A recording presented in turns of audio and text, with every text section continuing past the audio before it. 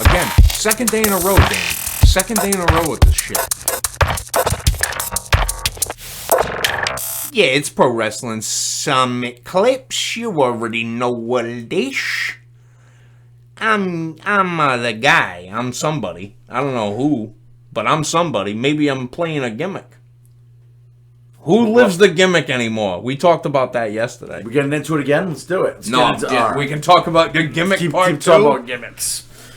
No. Nothing's changed. No. Yeah, exactly right. Just listen to the episode from yesterday. So, happy Sunday, everybody. Sunday afternoon. Pro Wrestling Summit Clips. Make sure that you reach out to us on Instagram at good_villain_media. You can also hit us up in the comments, like, share, subscribe. You already know what to do. Today, we are talking about the lack of the territories for wrestlers to kind of come up in. Even though the indie scene is extremely prevalent, I mean, the abundance of indie companies is vast, but the level of skill of the people who you will be working may not be always up to par with what you'll be working later on in your career, hopefully. Well, the huge issue with the lack of territories is the territories always had their own flavor. Mm-hmm. They always had their own style.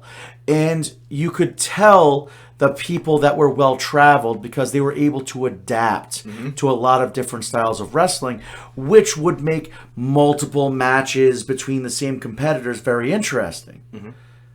But you don't get that. Like, everyone wrestles the same style no matter what indie company you go to.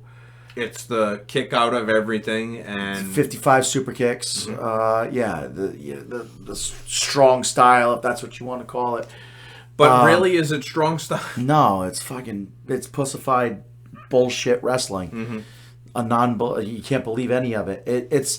But the issue is, yes, you have a good amount of indie companies. Their talent is not homegrown. Mm-hmm. Any talent that's worth a damn is not homegrown. They pay out the ass for AEW talent and former WWE talent. Don't pay their guys. They don't pay their guys, right. And who do you go to see in those shows? You don't go to see the local guys. You go to see the John Moxley of the world beat up the fucking local guy. Whereas in the former territories, it was always, if there was a guy coming in, it was the territory guy that was going to go over. Unless it was the champion. But even then, you were wrestling a Broadway with the champion. You're going to a time limit draw? Right. And you would put on a great contest. It was your territory's biggest guy, and you know what? Your territory's biggest guy was getting the pop. Doesn't matter if they were heel, doesn't matter if they were face. That's our homegrown guy. That's who we're supporting. I mean, just think about all the territories that Harley Race and Ric Flair went to and wrestled the top guy who was really a nobody and made the guy's career. Mm-hmm. Like, I went to a fucking time. How many people can honestly say in their life, hey, I went to a 60-minute time limit draw with fucking Ric Flair? Yeah, the list of guys is probably fairly long, but very distinguished. Right. But there's also guys that didn't deserve to be in there for 60 minutes with him. In the grand scheme of things. You know what I mean? Compared to what he was in the industry, those guys were like, not up to his level. There is none of that anymore. Right. Every indie guy does the same moves. They all have the same type of gimmick. Which is not a gimmick. They're just them. They're just them with gear on. It seems like to me that now they're trying to move territories kind of worldwide.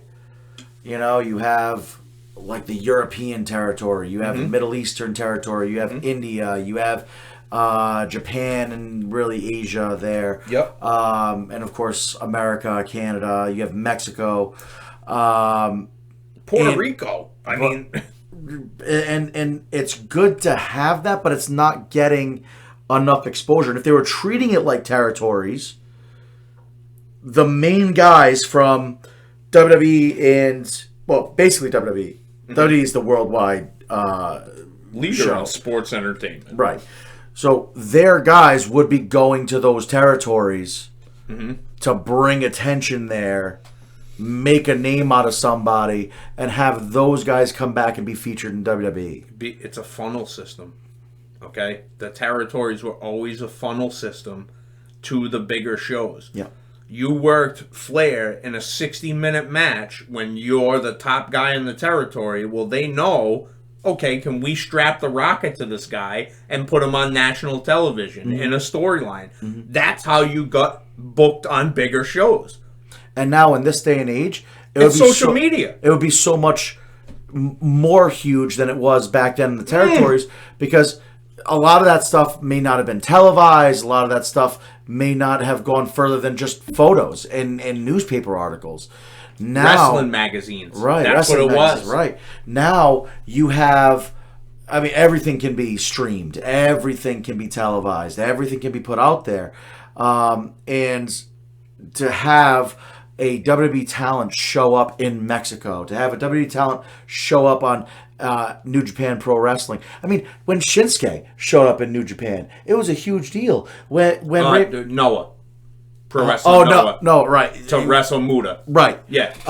When Rey Mysterio showed up in Mexico to wrestle there, it was a huge deal. You got to capitalize on it. Yeah. You know, you want to pull in India, you want to pull in the Middle East, you can easily do that, but you have to capitalize on it. You have to showcase talent and then bring them in. Yeah, like a guy like, like Jinder or Veer, Mahan.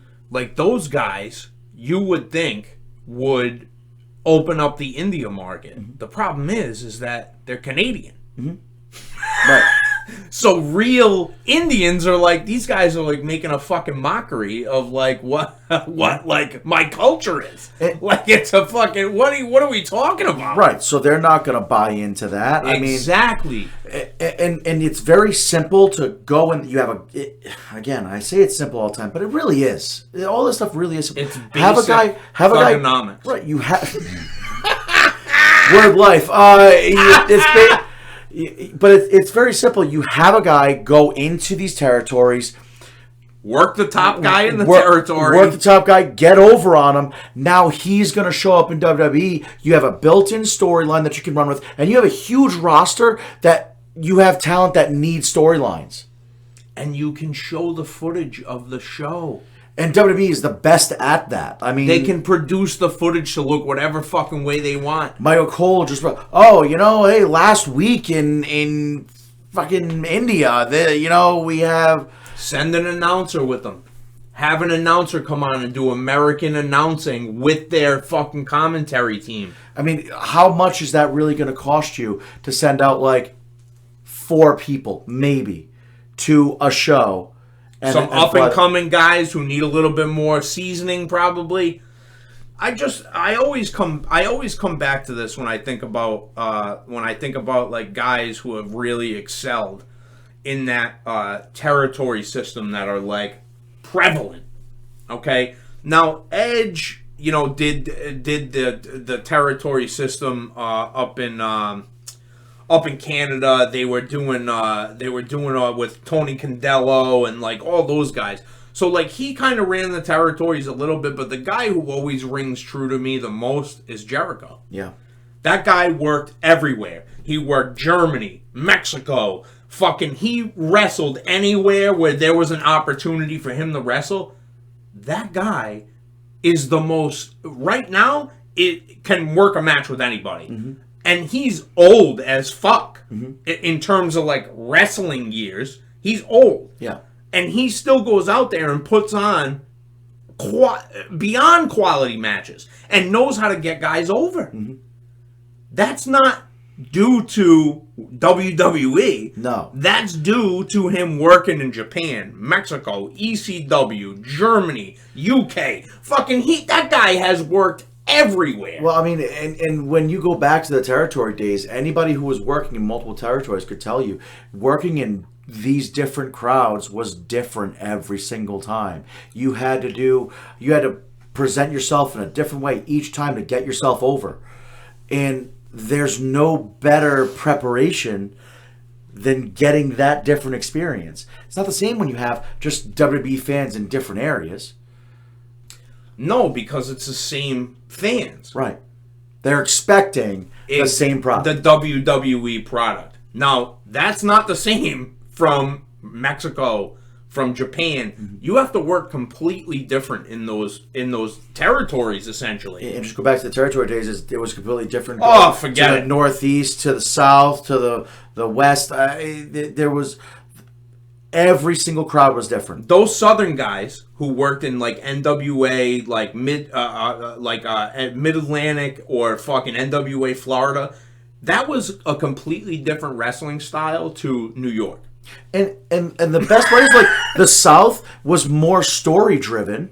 Well, it was blood and guts. Right. It was violence, and WWE was a cartoon. Whereas New York was much more crafted and much more in-ring talent. Product. So you go in different places. You have to wrestle different styles. You have to present yourself differently.